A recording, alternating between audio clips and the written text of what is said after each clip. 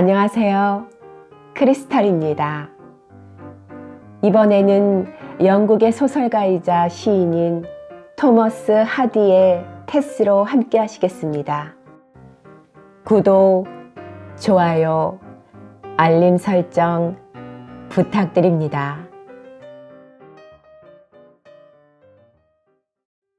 23. 어느덧 7월의 무더위가 기승을 부렸다. 덥고 끈끈한 공기가 낙농장을 무겁게 뒤덮고 있었고 자주 비가 쏟아졌다. 덕분에 목초는 잘 자랐지만 건초를 말리던 다른 목장에서는 애를 먹기도 했다. 작업이 모두 끝나 집에서 다니는 일꾼들이 모두 집으로 돌아간 어느 일요일 아침이었다. 낙농장에서 가까운 거리에 있는 교회에 가기로 친구들과 약속한 테스는 서둘러 외출 준비를 하고 있었다. 그것은 이곳 낙농장에 온 지 2달 만에 테스가 처음 하는 외출이었다.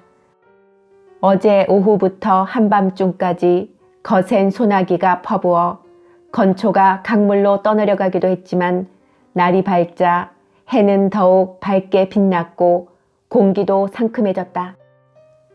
낙농장에서 교회가 있는 멜스톡으로 향하는 오솔길은 가장 낮은 분지를 따라 쭉 뻗어 있었다. 그 길을 따라 걸어가던 테스와 세 친구들은 가장 낮은 곳에 다다랐을 때 간밤의 폭우로 그쪽 길이 물에 잠겨 있는 것을 알았다. 평상시 작업복 차림이 아닌 그들은 분홍빛, 흰빛, 보랏빛 웃옷을 입고 흰 양말에 굽이 낮은 신을 신었기 때문에 보통 때는 쉽게 건널 수 있는 웅덩이가 여간 조심스러운 것이 아니었다. 작은 흙탕물이 튀기만 해도 금방 눈에 띄었으므로 그들은 길 옆 높은 둑으로 기어 올라가서 길을 건너려고 둑 위를 조심스럽게 걷고 있었다. 아직 갈 길이 먼데 멀리서 교회 종소리가 들려오자 마리안이 말했다. 하필 오늘 강물이 이렇게 넘칠 줄 누가 알았담. 낙심한 레티가 그 자리에 서서 대꾸했다. 이쪽으로 건너가긴 다 틀렸어.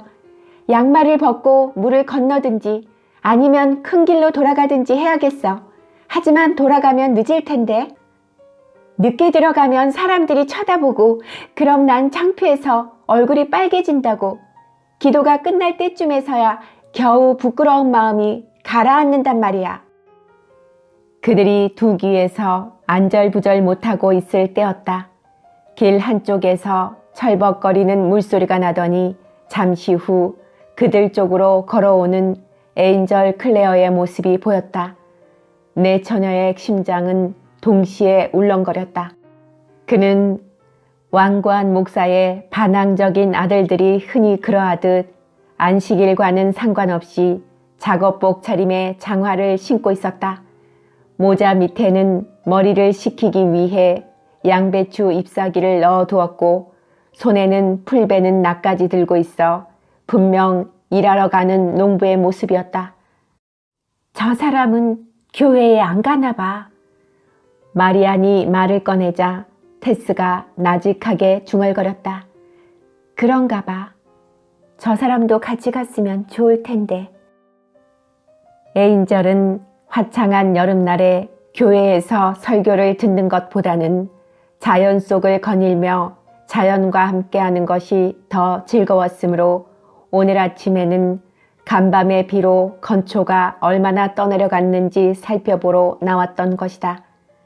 처녀들은 웅덩이를 건너는 일에 정신이 팔려서 그가 오는 것을 몰랐지만 그는 멀리서부터 그녀들이 둑 위에 있는 것을 보았다. 여자들이 웅덩이 때문에 건너지 못하고 있는 것을 짐작한 그는 빠른 걸음으로 달려오면서 처녀들을, 특히 그 중에 한 처녀를 도와주어야겠다고 생각했던 것이다. 장밋빛 뺨에 빛나는 눈을 가진 내 처녀가 얇고 화사한 여름옷을 입고 둑 위에 서 있는 모습은 마치 지붕 위에 모여 앉은 비둘기처럼 아름답게 보였다. 가재와 같은 스커트 자락이 풀잎 위를 스쳐 지나올 때 헤아릴 수 없이 많은 파리와 나비들이 놀라서 날아올랐지만 미처 도망치지 못한 것들은 마치 새장 속에 갇히기라도 한 것처럼 투명한 치마 속에 갇힌 채 맴돌고 있었다. 그는 잠시 처녀들을 쳐다보다가 맨 뒤에 서 있는 테스에게로 눈길을 돌렸다. 테스는 웅덩이 때문에 가지 못하게 된 자신들의 처지가 우스꽝스러워 웃음이 나는 걸 참으며 웃음 띤 얼굴로 클레어를 마주보고 있었다. 장화를 신은 그는 물이 별로 깊지 않은 곳까지 걸어 들어가 처녀들이 서 있는 두 바로 아래에 섰다. 교회에 가는 길이죠. 그는 테스의 시선을 피하면서 다른 두 처녀를 포함해 맨 앞에 마리안에게 말을 건넸다. 네, 그런데 늦을 것 같아요. 전 늦으면 창피해서. 내가 웅덩이를 건너드리지. 모두 말이에요. 네 처녀의 심장이 하나가 되어버린 듯 넷은 동시에 낯을 붉혔다. 힘드실 텐데요. 마리안이 말했다. 클레어는 자신 있게 대답했다. 여길 건너려면 그 방법밖에는 없어요. 가만히들 서 있어요. 아가씨들은 그리 무겁지 않을 테니까. 자, 마리안, 팔을 내 어깨에 올려놓고 날 꽉 붙잡아요. 자, 됐어요. 마리안이 시키는 대로 그의 팔과 어깨에 몸을 맡기자 에인절은 마리안을 안고 성큼성큼 물을 건너갔다. 그의 가느다란 몸은 마치 마리안이라는 커다란 꽃송이가 달린 꽃줄기 같았다. 두 사람이 길모퉁이를 돌자 마리안의 머리에 달린 리본만이 뒤에 남아있는 처녀들의 시야에서 어른거렸다. 곧 에인절의 모습이 길모퉁이에 다시 나타났다. 다음 차례는 이즈 휴에트였다. 가슴이 두근거리는 것을 진정시키며 이즈가 속삭이듯 말했다. 저기 와. 난 저 사람의 목에다 팔을 감고 마리안이 그랬던 것처럼 그의 얼굴을 들여다볼 거야. 그건 별 의미가 없는 일이야. 테스가 얼른 말했다. 이즈는 테스의 말에 마음을 쓰지 않는다는 듯 말을 이었다. 무슨 일에나 때가 오는 법이야. 안을 때가 있고 않는 일을 멀리할 때가 있어. 이제 내가 안길 때가 온 거야. 이즈, 그건 성경 구절이잖아. 맞아. 난 설교 때 좋은 구절은 외우거든. 자신의 친절의 4분의 3은 그저 친절에서 우러난 행동일 뿐이라고 생각하는 에인절 클레어는 이즈에게로 다가왔다. 이즈가 조용하게 꿈꾸듯 그의 팔에 안기자 그는 묵묵히 걸어갔다. 그가 되돌아왔을 때 레티는 심장의 고동으로 온몸이 흔들리는 것처럼 보였다. 에인절은 붉은 머리에 레티를 안으면서 테스를 흘끗 쳐다보았다. 그는 눈으로 명백하게 이제 곧 당신과 내 차례요 라고 말하고 있었다.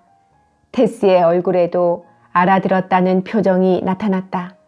둘은 서로의 마음을 이해하고 있었으므로 감정을 숨길 수가 없었던 것이다. 조그맣고 가엾은 레티는 가장 가벼웠으나 골치 아픈 대상이었다.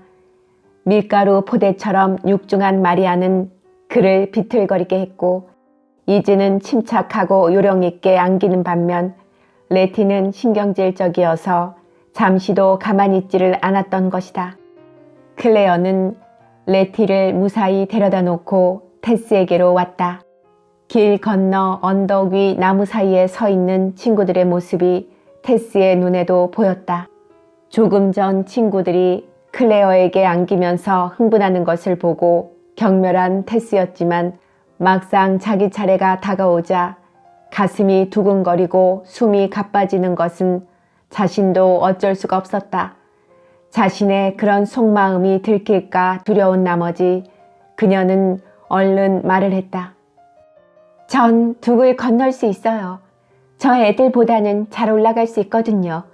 그리고 너무 지치셨어요, 클레어 씨. 괜찮아요, 테스. 그가 급히 말했다. 테스는 자신도 모르는 사이에 그에게 안겨 그의 어깨에 몸을 기댔다. 당신을 안기 위해 세 사람을 건네준 셈이야. 그가 속삭였다. 테스는 자신의 결심을 되새기며 너그럽게 말했다. 저 애들이 저보다 훌륭한걸요. 난 그렇게 생각하지 않아요. 그 말을 들은 테스의 얼굴이 빨개지는 것을 에인절은 놓치지 않고 보았다. 말없이 몇 걸음을 걸은 다음 테스가 수줍게 물었다.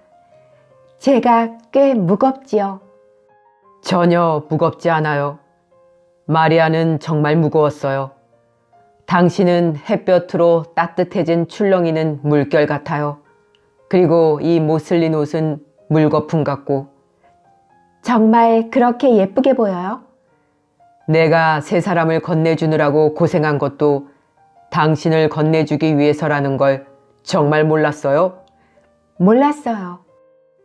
사실 오늘 이런 일이 생길이라고는 꿈에도 생각 못했소. 저도 그래요. 물이 너무 갑자기 불었거든요.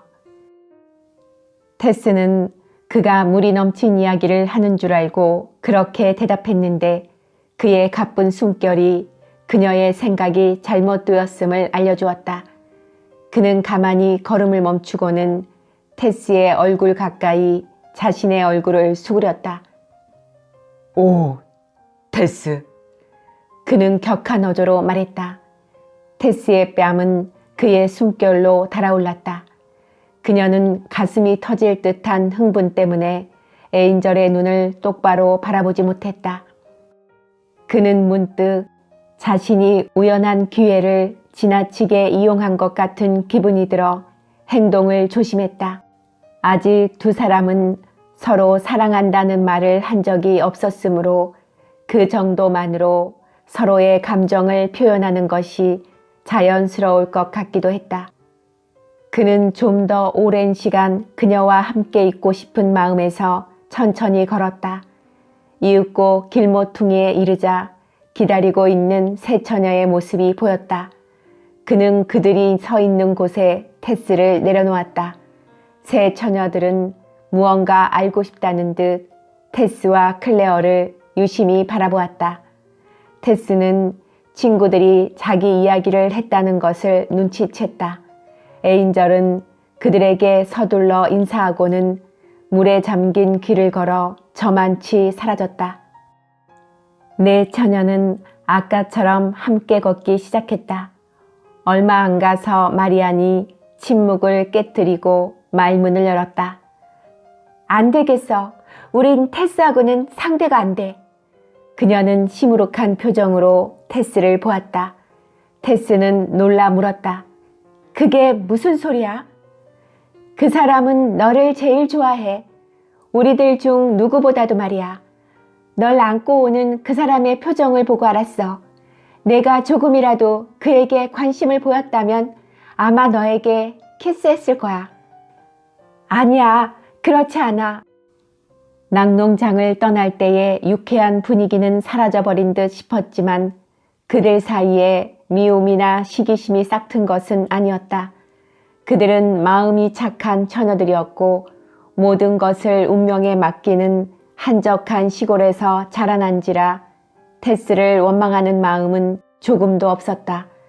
설령 테스에게 좋은 기회를 빼앗긴다 할지라도 그녀들에게 그것은 피할 수 없는 운명일 뿐이었다. 테스는 마음이 아팠다. 친구들이 에인절을 사모하고 있다는 것을 알게 되면서부터 그에게로 향한 감정이 더욱 절실해지는 것은 어쩔 수 없는 일이었다. 에인절 때문에 애태우는 친구들을 애처롭게 생각하여 그에게로 향하는 자신의 마음을 억누르고자 했지만 결국 이렇게 되고 말았다.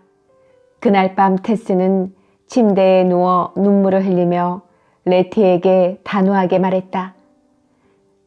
난 결코 너희들을 방해하지 않겠어. 그 사람은 그럴 생각도 없겠지만 만약에 내게 결혼하자고 해도 난 거절할 거야. 난 누구와도 결혼하지 않을 테니까. 어머, 정말이니? 왜? 의아스럽다는 눈빛으로 레티가 물었다. 아마 그런 일은 없을 거야. 솔직히 말하면 나를 제쳐놓고 생각한다 하더라도 그 사람이 너희들 중 누구와 결혼할 것 같지는 않아. 난 그런 걸 바란 적도 없어. 하지만 답답해서 죽고만 싶어. 레티가 절망적으로 말했다. 마침 다른 두 친구가 올라오자 걷잡을 수 없는 감정에 마음이 혼란스러워진 레티는 친구들을 돌아보며 말했다. 우린 전처럼 다시 친구가 될 수 있어. 테스도 우리처럼 그 사람을 생각하지 않기로 결심했대. 잠시 서먹서먹했던 기분은 사라지고 그들은 예전처럼 마음을 털어놓는 정다운 사이가 되었다. 마리안이 침울한 어조로 말했다. 난 이제 내가 어떻게 되든 상관하지 않을 거야. 사실은 나한테 2번이나 청혼한 어떤 목장 주인과 결혼할 생각이었는데 그 사람하고 결혼할 바에야 차라리 죽어버리는 게 낫겠다는 생각이 들어. 그런데 왜 말이 없지, 이즈? 그래, 나도 고백할게. 사실은 오늘 낮에 그 사람이 나를 안고 물을 건네줄 때 내게 키스할 줄 알았어. 그래서 얌전하게 그 사람에게 안겨 숨죽여 기다렸는데 끝내 키스해주지 않았어. 난 이제 이곳이 싫어졌어. 난 집으로 돌아가고 싶어. 이즈는 조그만 소리로 말했다. 침실의 공기는 그녀들의 절망적인 감정과 더불어 물결치고 있는 것 같았다. 오늘 낮에 있었던 일로 그녀들의 정열은 뜨거워졌고 똑같이 타오른 그 정열로 인해 넷의 마음은 일치가 된 것 같았다. 에인절의 사랑을 독차지하려던 희망이 사라져버렸으므로 그들에겐 질투의 감정이란 조금도 없었다. 서로의 마음을 고백하고 서로를 가엾게 여기는 연민과 그를 사모함으로써 느끼게 되는 황홀한 감정만이 있을 뿐이었다. 그들은 좁은 침대에서 잠을 이루지 못하고 이리저리 뒤척였다. 아래층에 치즈 짜는 기계에서 떨어지는 물소리만이 단조롭게 들려왔다. 반 시간쯤 지났을 때 이지 휴에트가 테스에게 말을 건넸다. 테스, 자니? 테스가 아직 안 잔다고 대답하자 레티와 마리안도 이불을 젖히며 한숨을 내쉬었다. 우리도 앉아. 그 사람의 신부감으로 정해졌다는 여자 누굴까? 글쎄 말이야. 이즈가 말했다. 테스는 깜짝 놀라 숨가쁘게 물었다. 신부감이 정해졌다고? 금시초문이야. 정말이야. 이미 소문이 난걸. 가문이 비슷한 집안 딸이래. 에인절은 그 여자를 별로 좋아하지 않는다지만 집에서 정한 일이니까 아마 그 여자와 결혼하게 될 거야. 그들은 그 이야기를 그냥 소문으로 들었을 뿐이지만 어둠 속에서 애태우며 공상해 보기에는 그것만으로도 축복에 넘치는 그들의 가정생활까지 그려보면서 그의 뇌리에서 지워져 버릴 자신들의 처지를 생각하고는 울다가 잠이 들었다. 테스는 클레어와 결혼할 여자가 정해져 있다는 사실을 안 다음부터는 자기에 대한 에인절의 태도에 어떤 의미가 숨어 있다는 덧없는 생각은 하지 않기로 마음먹었다. 그가 자신의 미모에 끌려 한때의 연정으로 자신을 사랑한다고 생각하는 것은 슬픈 일이었다. 그러나 무엇보다도 슬펐던 것은 남들보다도 아름답고 열정적이며 지혜도 간직하고 있는 그녀 자신이 윤리적이며 도덕적인 면에서는 그 누구보다도 그의 상대가 될 수 없다는 사실이었다. 24. 바 분지의 습기를 머금은 비옥한 토지에서 자라나는 나무들은 뿌리를 내려 양분을 빨아올리며 무럭무럭 자라고 있었다. 계절과 어우러져 사랑을 갈망하는 이고장 젊은이들의 가슴에도 사랑이 꽃피기 시작하는 것 같았다. 7월이 지나가고 이어 찌는 듯한 무더위가 다가왔다. 봄에서 초여름까지 그처럼 맑고 상쾌하던 낙농장의 공기가 이제는 탁하고 나른해졌다. 이 탁한 공기가 처녀들의 머리 위에 무겁게 늘어져 있었고 한낮의 낙농장 풍경은 마치 기절에 누워있는 듯한 느낌을 불러일으켰다. 붉게 타오르는 태양은 높은 경사지의 풀밭을 누렇게 태웠지만 냇물이 흐르는 곳에서는 여전히 파릇파릇한 풀이 자라고 있었다. 클레어는 더위 때문에 괴로웠을 뿐만 아니라 상냥하고 말이 없는 테스에 대한 열정으로 혼자서 애를 태우고 있었다. 장마가 갠 뒤라 고원지대는 갈라져 있었고 사람들은 주로 일사병에 관한 이야기를 했다. 버터 제조나 저장일은 아주 절망적이었다. 낙농장 주인 크릭은 월요일부터 토요일까지 옷소매를 걷어붙이고 누구보다도 열심히 무더위 속을 뛰어다니며 일했다. 창문을 열어놓더라도 문을 열지 않으면 환기에 아무런 효과가 없었다. 낙농장 마당에서는 검정새와 개똥집박이가 네발짐승처럼 나도 국수나무 덤불 속을 기어다녔다. 부엌의 파리들은 바닥이며 서랍 속이며 젖지 않은 처녀들의 손등 위를 기어다녔다. 주인을 비롯해 목장의 일꾼들 모두는 시원하고 편하게 일하기 위해 소들을 목장에 그대로 둔 채 젖을 짰다. 한낮에는 해가 움직임에 따라 나무의 그림자가 나무 줄기의 둘레를 돌았고 젖소들도 그 그늘을 따라 움직였다. 젖을 짤 때도 소들은 극성스러운 파리떼 때문에 가만히 서 있지를 못했다. 어느 날 오후였다. 아직 젖을 짜지 않는 소 8마리가 솥대에서 벗어나 산 울타리 뒤쪽에 서 있었는데 그 중에는 테스의 손길을 유난히 좋아하는 덤플링과 올드 프리티도 끼어 있었다. 테스가 소젖을 다 짜고 일어났는데 한동안 그녀를 지켜보고 있던 에인절 클레어가 다음에는 덤플링과 올드 프리티의 젖을 짤 거냐고 물었다. 테스는 고개를 끄덕이고는 의자와 우유통을 들고 올드 프리티가 있는 울타리 쪽으로 갔다. 잠시 후 소젖이 우유통으로 쏟아지는 소리가 들려왔다. 테스가 젖을 짜는 소 옆에 다루기 힘든 소 2마리가 서성거리고 있었으므로 에인절은 젖을 마저 짜고 일을 끝내려는 생각으로 울타리 구석으로 다가갔다. 그도 이제는 주인 못지않게 젖 짜는 일에 익숙해져 있었던 것이다.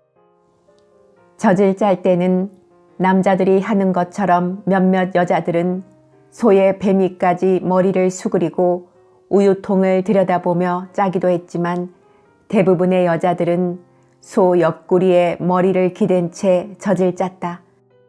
대부분의 여자들이 그러하듯 테스는 소 옆구리에 관자놀이를 기대고 명상에 잠긴 듯 먼 곳을 물끄러미 바라보면서 젖을 짜고 있었다. 햇빛이 그녀를 정면으로 비추고 있어 흰 모자를 쓰고 분홍색 옷을 입은 그녀의 옆모습은 마치 인형처럼 젖소의 암갈색 옆구리를 배경으로 아름답게 비쳤다. 테스는 클레어가 뒤로 다가와 젖소 밑에 앉아서 자신을 보고 있는지 눈치채지 못하고 있었다. 눈은 뜨고 있었지만 꿈을 꾸고 있는 듯 그녀의 눈동자는 환상에 젖어 있었다. 이 한 폭의 풍경화 속에서 움직이는 것은 젖소의 꼬리와 테스의 분홍빛 손뿐이었다. 그녀의 손은 혈액순환에 따라 심장이 뛰듯 어떤 무의식적인 행동으로 움직이는 것 같았다. 에인절의 눈에 그녀의 모습은 한없이 아름다워 보였다.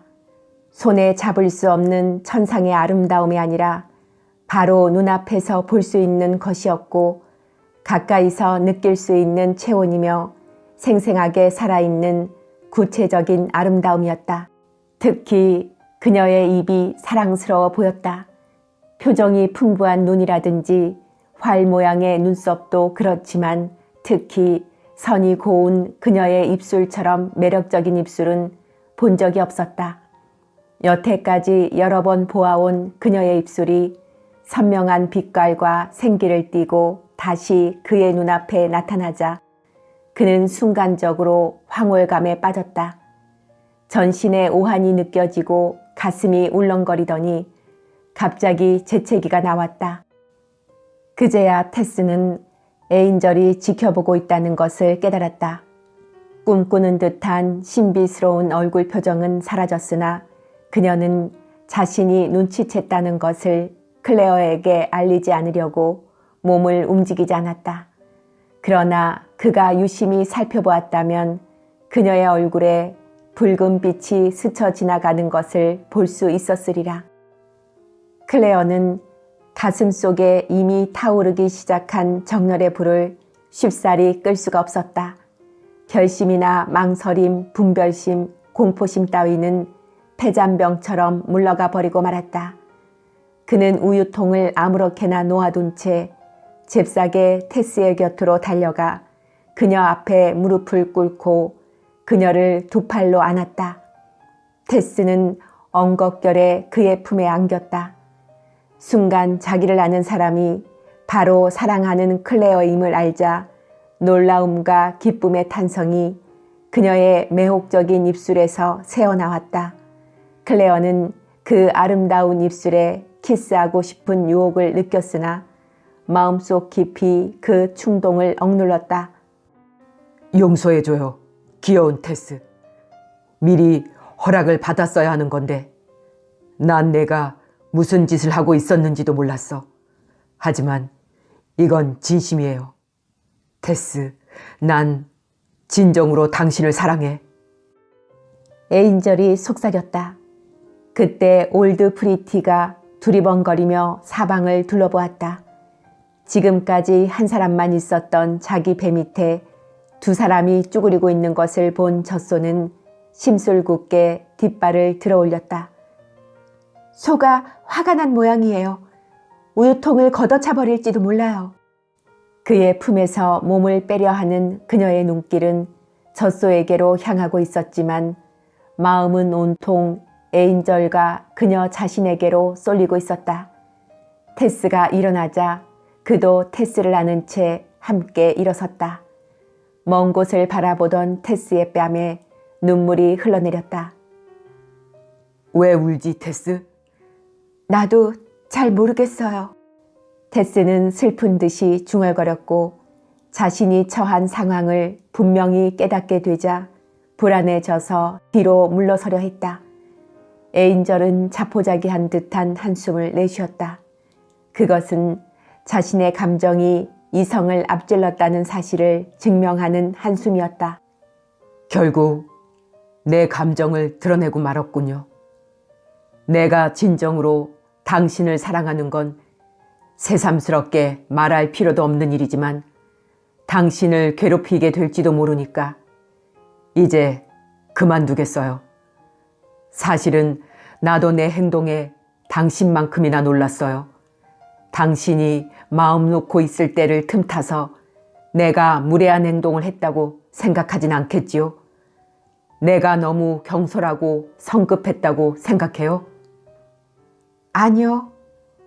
어떻게 말해야 좋을지 모르겠어요. 그들은 포옹을 풀었다. 잠시 후 두 사람은 각기 제자리에서 젖을 짜기 시작했다. 두 사람이 굳게 포옹했던 사실을 아는 사람은 아무도 없었다. 몇 분 후 구석진 울타리 모퉁이에 낙농장 주인 크릭이 들렀을 때 서로 떨어져 젖을 짜는 그들이 단순한 친구 이상의 사이라는 것을 말해줄 만한 낌새조차 보이지 않았다. 그러나 그가 이곳에 들르기 몇 분 전에 두 사람의 마음속에는 폭풍이 지나간 듯한 큰 변화가 일어났던 것이다. 만약 그 변화가 어떤 것인지 알았더라면 실제적인 크릭은 그 사실을 경멸했을지도 모르지만 그것은 이 세상의 모든 실제적인 것보다 더 확고부동한 어떤 섭리에 뿌리박고 있는 것이었다. 이제 그들의 앞을 가리고 있던 장막은 옆으로 활짝 걷히고 그들 앞에 새로운 지평선이 펼쳐졌다. 그 지평선의 끝이 어디인지는 아무도 모르지만